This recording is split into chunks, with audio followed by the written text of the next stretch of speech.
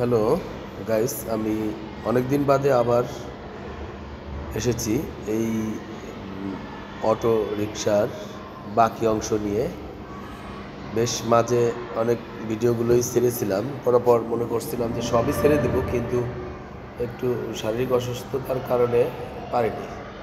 যাই হোক, আমরা আবার যতটুকু বাকি ছিল আমরা পোস্ট করার চেষ্টা করছি। দেখেন, আমি এখন গাড়ির এটাকে বলে মার্গারটি গিয়ে আঁকার চেষ্টা করছি। এটা হচ্ছে প্লাস্টিক পেন্ট, এতে কোনো গ্লেজ নাই, তারপরও আমি রঙটা দিয়ে গ্লোসি করার চেষ্টা করছি। দেখতে থাকেন যে আমি যে ম্যাট কালার দিয়ে রং করব, এটা হচ্ছে একটি সবুজ রং। সবুজ রংটা হচ্ছে একদমই ম্যাট, মানে এটা কোনো ম্যাট কালারটা কোনো গ্লেজ দেয় না, চকচকা হয় না। তো তারপরে এখানে আমরা রঙের কিছু মায়ের পেজ আছে, সেটা দিয়েই আমরা গ্লোসি করব, যা দেখতে মনে হবে এটা হচ্ছে একটা তেলতেলে ভাব এবং মার্কারটা চিকচিক করতেছে। এটা আমরা কিছুক্ষণের মধ্যেই দেখানোর চেষ্টা করব যে রঙের মাধ্যমে যে আমরা সূর্যের আলো অথবা লাইটের আলো পড়লে কোনো তৈলাক্ত জিনিসের উপরে তার রিফ্লেক্টটা কেমন হয়, তো সেটা দেখানোর চেষ্টা করব। কিছুক্ষণের মধ্যেই আমরা সেই আলো ছায়ার কাজটি দেখতে পাবো। এখানে খুব বেশি ডিটেলিং করতে পারিনি, কারণ মোটামুটি একটা করেই ছেড়ে দিতে হয়েছে। আমাদের সবসময় কাজের একটা শেষ টার্গেট থাকে যে এই দিনের মধ্যেই শেষ করতে হবে, এই সময়ের ভিতরেই এটাকে ডেলিভারি করতে হবে, কারণ হচ্ছে এর পরে হচ্ছে প্রোগ্রাম থাকে, মানে তারপরে আর এটাকে হাত দেওয়া যাবে না, এরকম সময় বাধা থাকে, যার জন্য আমরা সর্বশেষ কোথাও ত্রুটি থাকলে আর পরে সংশোধন করতে পারি না।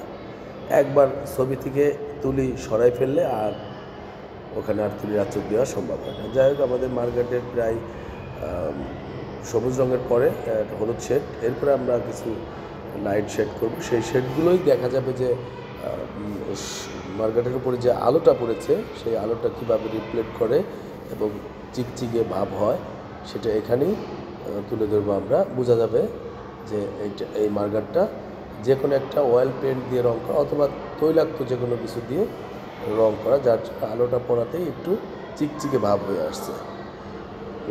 আমাদের মার্কার রং করার পরে আমরা আবার চাকাটা রং করব। কোনো এক ভিডিওতে দেখিয়ে দিয়েছিলাম বোধহয় চাকা রং করা। এই ভিডিওতে সম্ভবত আমাদের মার্কার রং করা চলছে। এরপরে আরও উপরে রিক্সা পেন্টের কাজ আছে, সেগুলোও করব। ছবিটা আমরা 2-3 দিন বেঁধে করেছি। বেশ বড় একটা জায়গা জুড়ে, প্রায় মনে হয় 20-25 ফিট জায়গা হবে, আর এদিক 10 ফিট জায়গা হবে। 10-20 ফিট একটা স্পেসে আমরা এই কাজটা করেছি।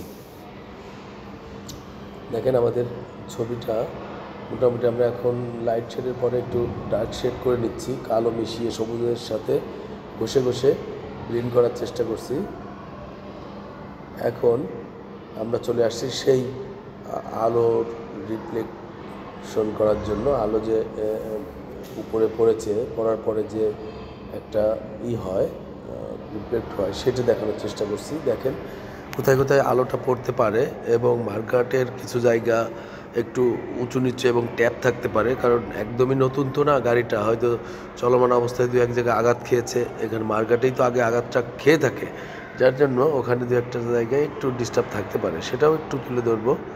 খুব বেশি না, সামান্য কিছুটা। আমাদের সাদা রঙের কাজ চলছে, তারপরে ধীরে ধীরে আরও অন্য অন্য রঙের কাজও করব। কাজগুলো শেষ হলে ছবিটা দেখতে একটু ভালো লাগবে বলে আশা করি। যাই হোক, আমার কাছে ভালো লাগলেই তো ভালো নয়, আপনাদের কাছে ভালো লাগলে আমার ভালো লাগা। আপনারা সবাই লক্ষ্য করবেন, যদি ভালো লাগে তাহলে আমাদেরকে একটু জানাবেন, আমরা আনন্দিত হব এবং কাজের প্রতি আরও উৎসাহিত হব, ভালো ভালো কাজ করার মনে অনেক সাহস পাবো। যাই হোক, দেখতে থাকেন আমাদের এই অটো টেম্পুর কাজটা হচ্ছে সানরাইজ প্রশাসনিক ক্যাম্পাস নামে নতুন একটি ক্যাম্পাস তৈরি হয়েছে, ওই ক্যাম্পাসে আমরা এই কাজটি করেছিলাম। আসলে সব ক্যাম্পাসে আমাদের টুকটাক ছবি আঁকা আছে, তো নতুন একটা ক্যাম্পাস, সেখানেও আমরা 1-2 ছবি এঁকে দিয়ে এসেছি। আর আমাদের রথখোলা ট্রেন ক্যাম্পাস, এখানে বেশ কিছু কাজ আছে, সবগুলোই আমাদের করা। আমরা বাচ্চাদের আনন্দ দেওয়ার জন্য এই কাজগুলো করে থাকি। আমাদের এখানে বেশ কার্টুন জাতীয় আছে। আর আমরা এখানে একটি নতুন ছবি এঁকেছি প্রশাসনিক ভবনে, সেটি হচ্ছে একটি অটো টেম্পু। এই গাড়িটি মানে একদম মানে বিলীন হয়ে গেছে, মানে নেই, পাওয়াই যায় না, দেখাই যায় না। এখন গাড়ির পরিবর্তন এসেছে। এই গাড়িতে আমরা একসময় অনেক বেড়াইছি, ঘুরছি, চড়ছি। যাই হোক, আমাদের গাড়ির হেডলাইট থেকে মোটামুটি একটা কাজ শেষ করলাম।